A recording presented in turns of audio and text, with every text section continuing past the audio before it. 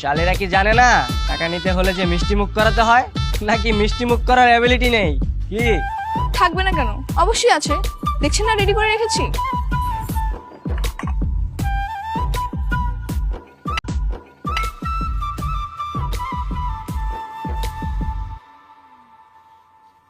এই নেন, টিস্যুতে মুখটা মুছে নেন। হুম, এতগুলো টাকা দিব কি টিস্যু দিয়ে মুখ মোছার জন্য?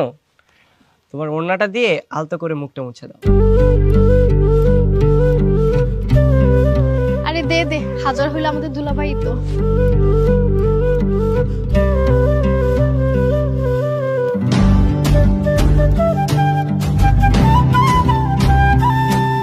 এই, তোমরা এখনো গেটের মধ্যে দাঁড়িয়ে কি করছো? বর তো সেই কখন ভিতরে যে বসে আছে। যাও যাও, ভিতরে যাও। মানে বর ভিতরে আছে, তাহলে উনি কে? আরে ও তো বরের ছোট ভাই।